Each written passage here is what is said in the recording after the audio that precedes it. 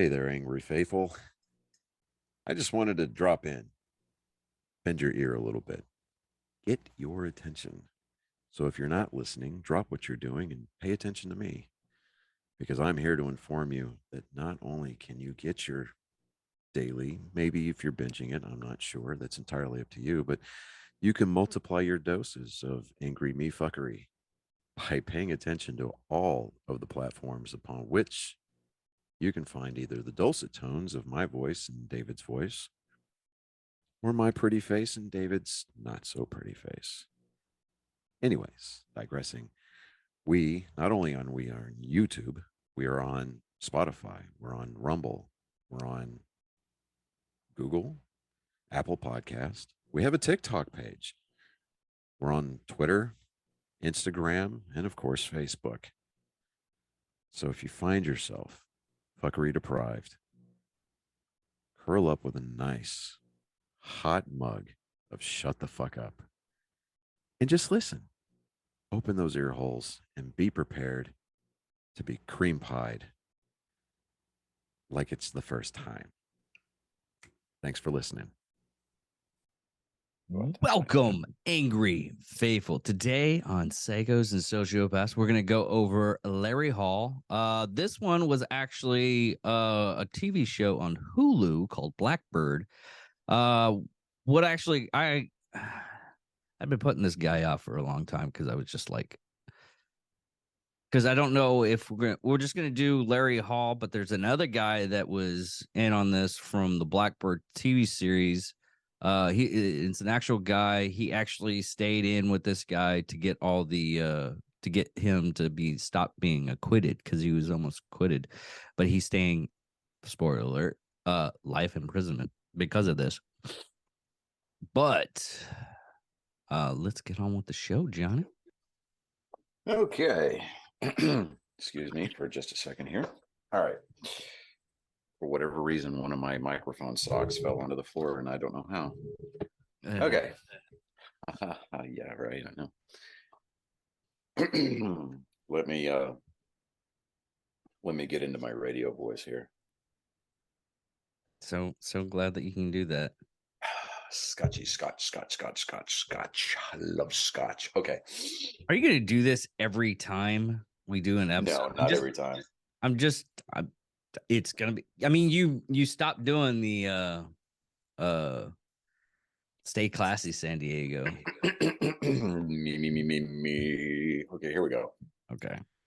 Larry Dwayne Hall, born December 11th, 1962, is an American murderer, rapist, and convicted serial killer who stalked and murdered numerous girls and women between 1981 and 1994. A fan of the American Revolution and Civil War, Hall traveled around the Midwest for historical reenactments where he could often abduct, rape, torture, and murder girls and women, basically teenagers or young adults, but sometimes preteens or middle-aged. He came under police attention after the discovery of a 15-year-old's remains in November of 1993 and was convicted of her kidnapping. He later confessed to that and an additional murder though recanted his confessions of both crimes. Since his arrest, Hall has confessed to more than 35 murders, recanting them all, though authorities believe he could be responsible for the deaths and disappearances of 40 to 50 young women, which would place him among the most prolific serial killers in American history. Hall was born as a twin in Wabash, Indiana, in December of 1962. Though he spent his first few days in the emergency room due to lack of oxygen after his brother Gary fed on him in the womb in a monochorionic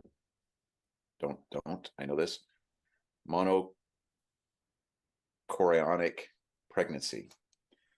Larry grew up digging graves with his sexton father, and he was antisocial in school where he struggled below his IQ, or struggled due to his low IQ, rather.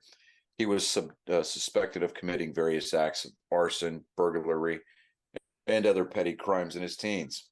After high school, Hall got a job as a janitor and began traveling around the state to take part in historical reenactments. Now, on September 20th of 1993, the 15-year-old Jessica Roach went missing from her hometown of Georgetown, Illinois. 2 months later, her remains were found in a cornfield after a witness said that they saw a man driving a van around the cornfield.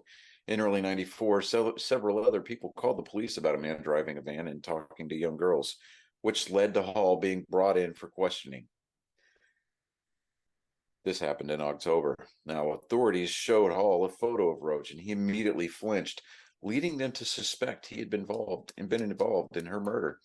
Though he denied ever having seen her, after finding evidence in his Dodge 82 van, that's not stereotypical, connecting him to Roach's disappearance, and after Hall gave details that only the perpetrator of the crime could have known. Hall eventually confessed to and was charged with Roach's abduction, though not her murder, that December.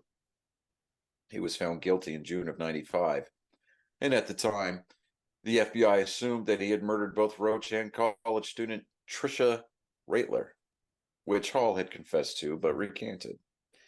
It is believed that Hall's first murder occurred when he was 18.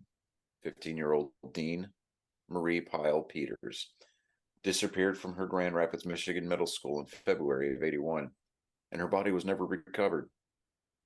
12-year-old Deborah Jean Cole disappeared from her Indiana hometown in late August, which Hall is also suspected of.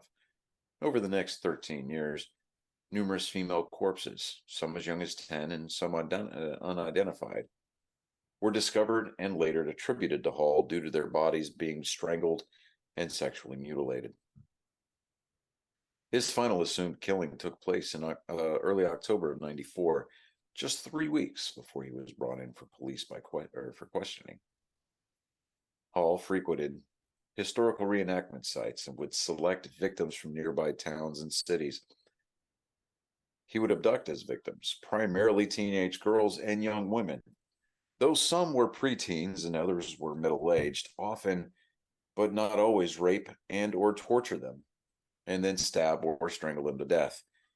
He would usually then mutilate their bodies, oftentimes sexually. Below, now I'm saying this, below what I'm looking at on my screen is a list of his presumed victims. Now, he's gotten 2 proven. 15 to 39 have been confessed to, and 40 to 50 plus have been assumed to be the work of his own hand. And we're looking at names like Dean Marie Pyle Peters, Deborah Jean Cole, Jennifer Lee Schmidt, Marcy Fuller Swinford, Denise Diane Flum, Bola Mila Chavez, Kimberly Ann Thompson, Linda Widley, Diana Jane Braungart, Wendy Louise Felton, Jane Doe number 1 and Jane Doe number 2, Paulette Webster, Cynthia Louise Carmack, Jane Doe number 3, and then the last that we know of, Penny Dawn Lease. Yeah, and only 6 of the from what I'm calculating on this, of the 16s that you named off, only 1, 2, 3, 4, 5 of them have the bodies actually been found. Now, the next part we're going to get into is the aftermath and aftermath and incarnation. Incarceration. Yeah, word's not my good day today. You above anybody else Yeah. should know how to pronounce that word, sir. Yes, I know. Now, for some reason, it's very limited on this. We'll just get in the nitty gritty on it, because what it actually is James Jimmy Keene, who was serving 10 years in prison for drugs and weapons possession. There we go. Got it. Yay. Basically, he was What is that? What are you doing? You remember Phineas and Ferb, dude? Oh yeah, okay. It's Perry the Platypus, bro. Okay. It's one of those. You remember those Cush ball things from the Yeah. late 90s, early 2000s? Yeah. That's what this is.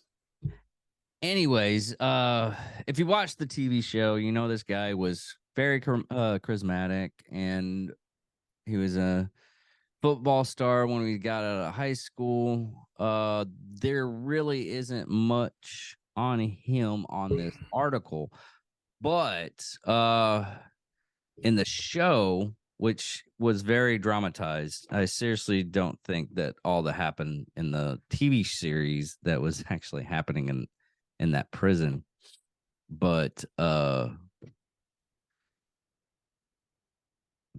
he eventually found out that he did commit the murders. I swear I don't know if, because when watching the TV show, the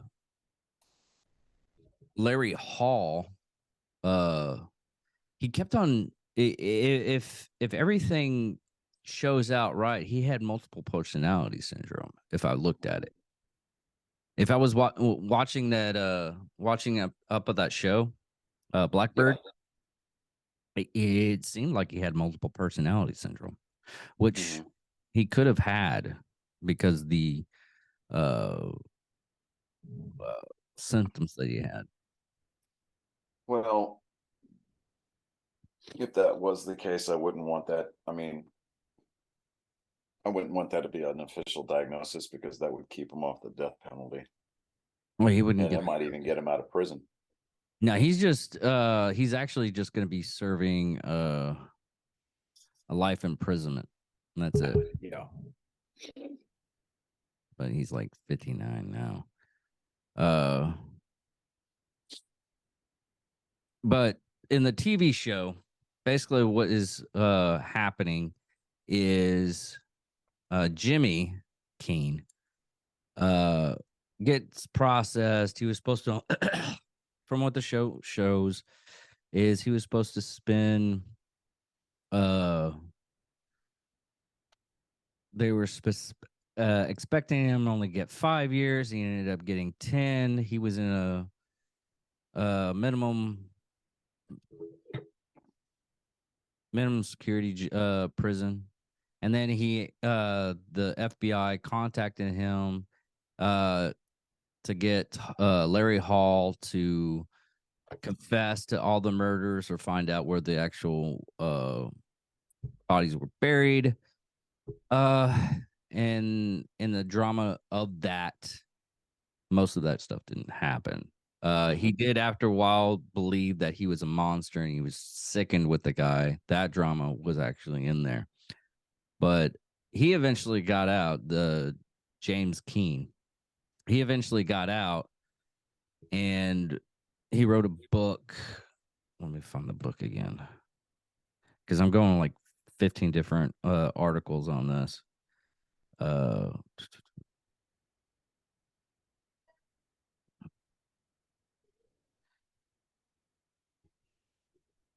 but yeah, Blackbird, the true story was still a cure to Larry James. What happened to Karen?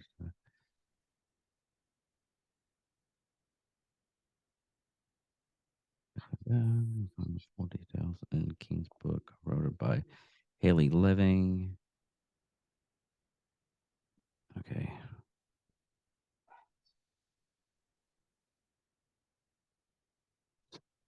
Let I'm me going to have find to figure out a way to soundproof my office a little bit more.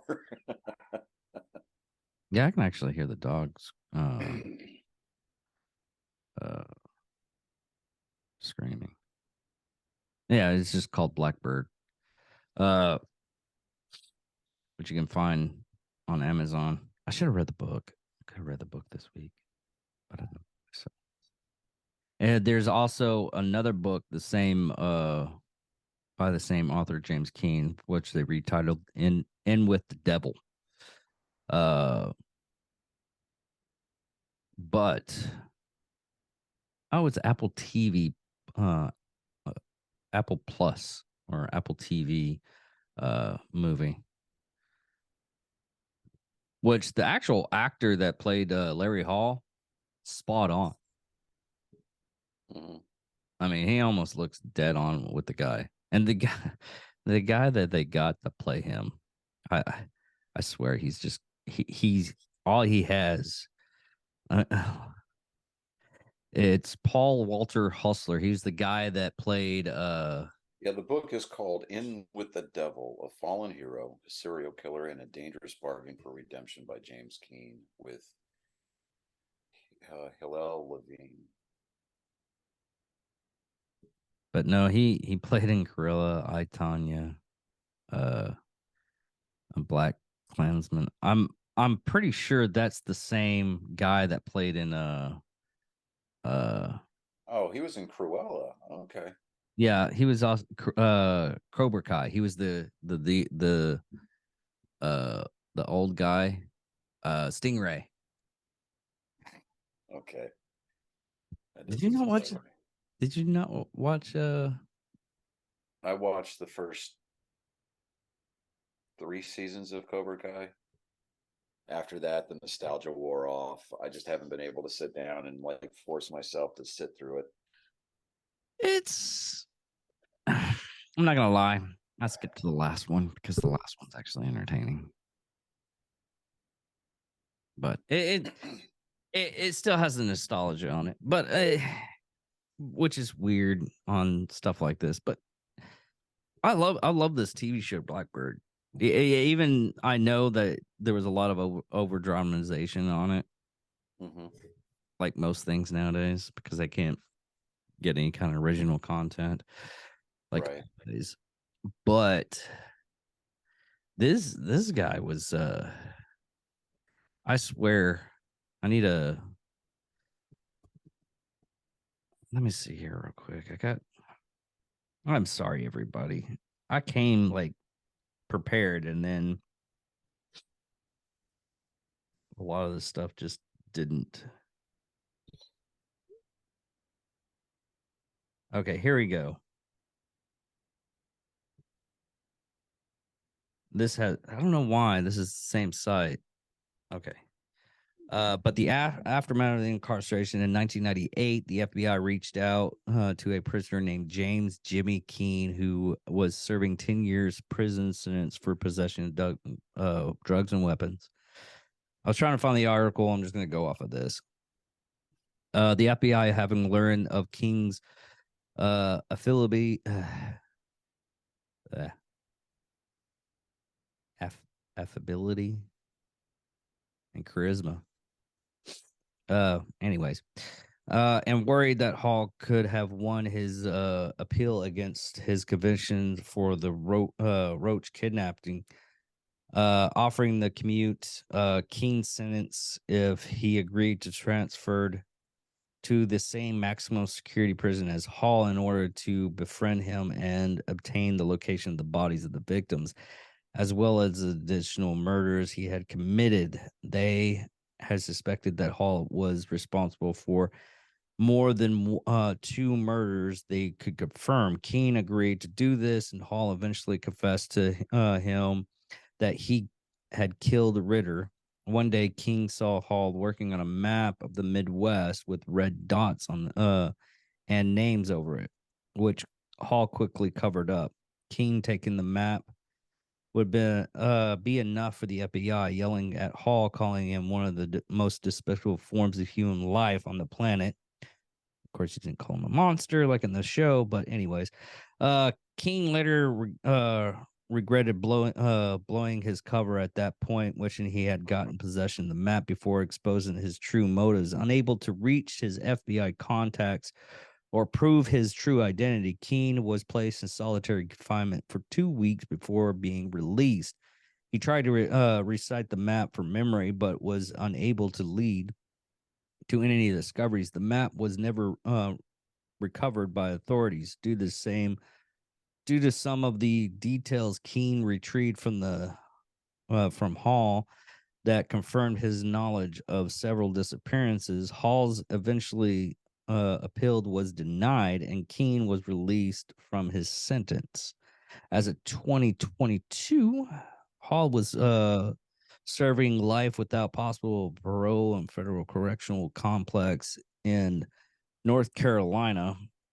He has since admitted that he has as many as 39 murders. He later recanted every confession, though the FBI believes he could have committed up to 50, which would make him one of the most prolific serial killers, blah, blah, blah. So,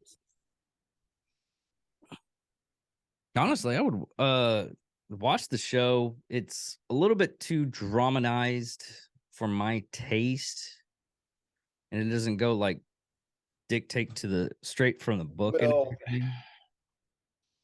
I mean, that was the same thing with things like The Witcher. I mean, because in order to sell the story, in order to get a series out of it, I mean, there's going to have to be scenes, there's going to have to be, setups that take place away from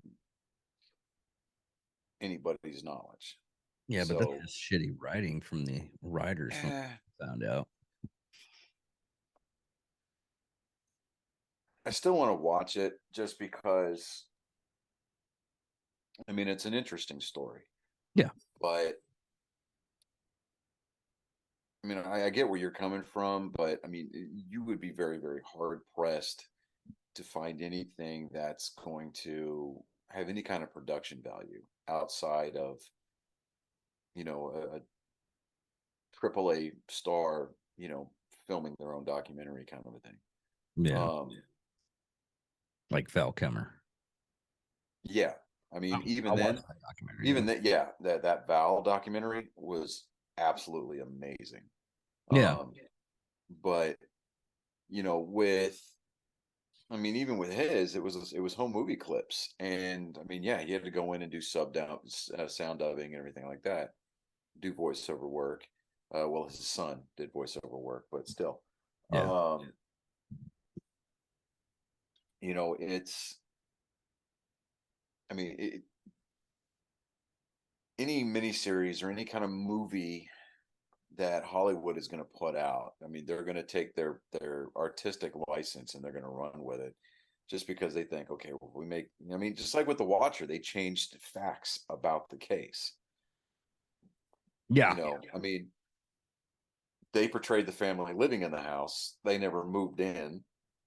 They changed their names, obviously, to protect their identity, but that's what the internet's for. Mm-hmm. I mean, and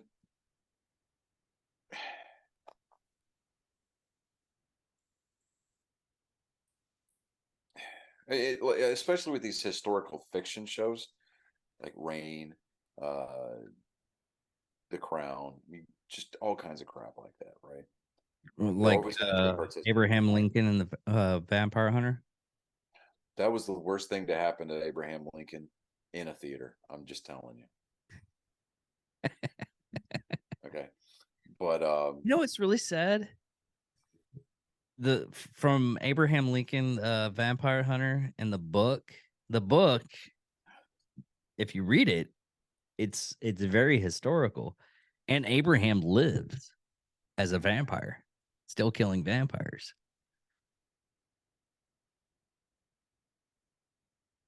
Because he was actually literally at the assassination at I'm going to stick with my Reagan Diaries. I'm going to stick with my Thank Me for My Service. I'm going to stick with The Ranger Way. I'm going to stick to Cold Steel. I'm going to stick to books about Bastogne. Things like that. I mean, stuff that I know that is factually accurate. And Well, I read the Pride, Prejudice, and Zombies. I still can't believe that they would made be it the in a only movie. way that honestly that would be the only way that I think that I could actually enjoy that story. Yeah. Pride and Yeah. Prejudice to Zombies. Yeah. I mean, that had Matt Smith from Doctor Who in there. Yeah, I think so. Yeah. Yeah. So, but yeah, I don't know. They had it's really strange going down that rabbit hole. They've had a couple of historical fictions, and what's really good, you know, a lot of people go, "Oh, I can't believe someone wrote that and did that." Like I said, the Abraham Lincoln Vampire Hunter one, if you read it, it's almost dead on. You actually believe it because they put a lot of the historical stuff into it too. And the book is just way different compared to the movie. The movie, you had like a big antagonist, but they actually had a scene in the book to where Harriet Tubman was in there. And Harriet Tubman was like small role in there, but they actually had a part where it was understandable because there was good vampires and good vampires and bad vampires, and bad vampires wanted the slave trade to go on, so they keep on feeding and everything like that. It's somewhat the same plot line in the movie, but in the book it was only like have you ever played like Vampire the Masquerade? Calabra and the Sabbats type deal. That's why I got into it really good, because it was written like it was a Vampire the Like it was Masquerade. historical nonfiction, right? Historical nonfiction, but Vampire the Masquerade at the same time. Okay. Doesn't mean I'm gonna go check it out, but I mean, I get bored and I'll it's like there's one book I read that I never thought I would read. Oh fuck, I can't remember. It was like uh it's like a prequel to The Godfather. I forget what it's called. Same author made it too. I don't know, but I got it. I know there's gonna be a lot of people out there that are gonna be like, "Oh my god, he calls himself a man. He doesn't know anything about the." I mean, look, I slept through 3/4 of the original Godfather. I didn't care for 2. Didn't even bother with 3. I don't think I anyone don't really care. agree. Mario. Come at me, bro. It's whatever.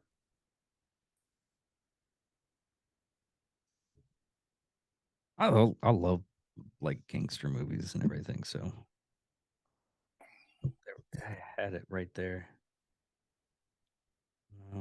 The Sicilian. That's what it was. Ah, yes, that's right. The Sicilian. They actually made a movie of that.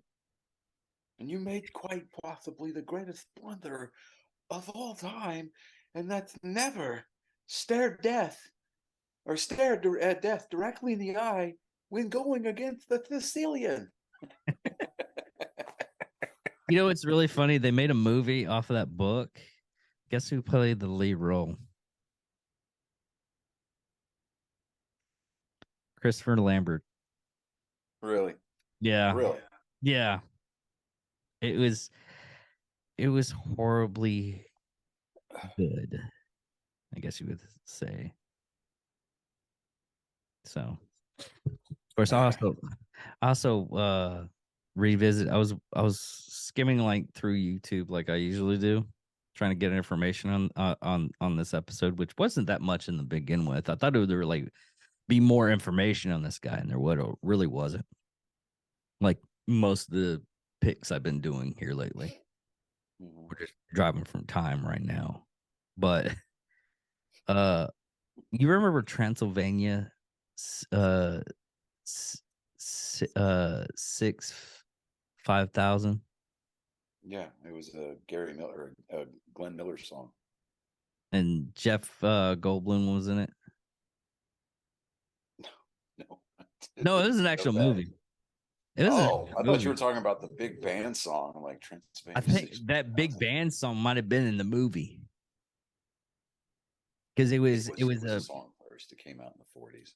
Anyways, you're saying Jeff it was a Goldblum's in low it? budget movie, and I just I remembered it. I was like, did I watch that movie? Because I've watched some horrible movies, and that looks oddly familiar. If I watched it again, I would probably just go, man, what the fuck was I thinking back in the day watching this?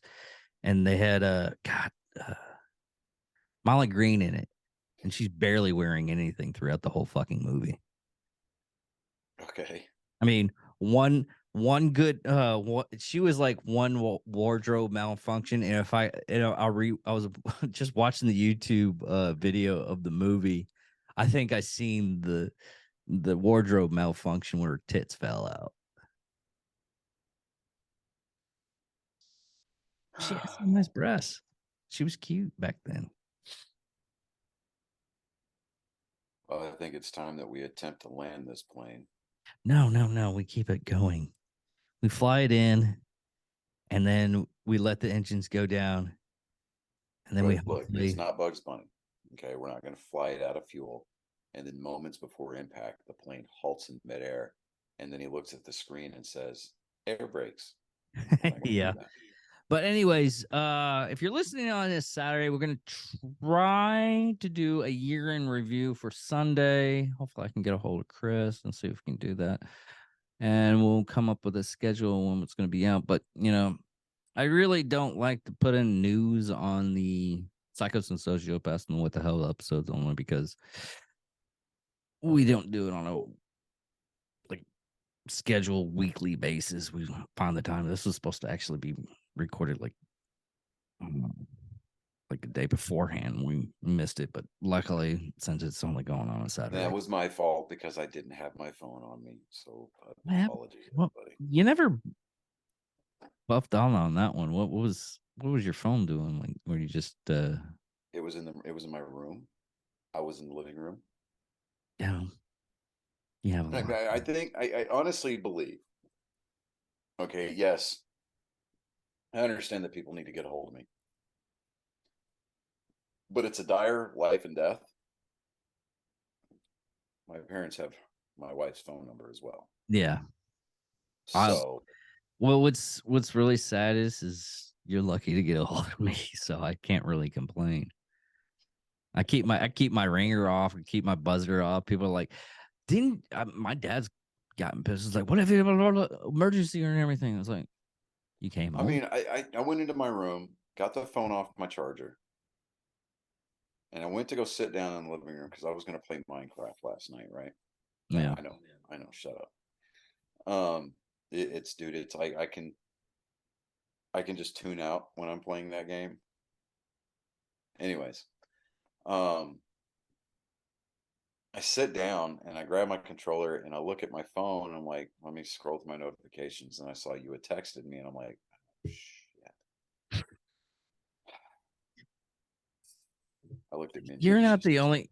I don't know what is it. You and Chris, for some ungodly reason, it's hard to get the event. Chris has done it a couple of times. So have you, where you know what I think it is? The fact that him and I had both been on alert statuses before. And we've been told, and it's been browbeat into our heads, be by your phones, be by your phones, be by your phones, be by your phones. Well, now that Uncle Sam isn't giving us a paycheck to be by our phones, I don't have to be by my phone. yeah, I get that. And I find it that it's happening at an alarming rate that I'm adapting or adopting rather some of my parents' more nuanced habits. It's like it's like my dad doesn't like to be around a lot of people. We had 35 people here for Thanksgiving, Oh wow. and that's not even everybody, right? The dogs are playing in there. Oh my god. You would think that after getting your dog fixed that he would just chill out. No. I think it maybe took the edge off of it, but he's still got Jack Terrier in him. So I mean those are very big personality dogs. Yeah. And I'm just like, there's some days I want to throw a shovel at him and like, shut the fuck up. But you know, Just punted it across the room. right. I mean, he's small enough to where, if I hit him just right, he'll catch air.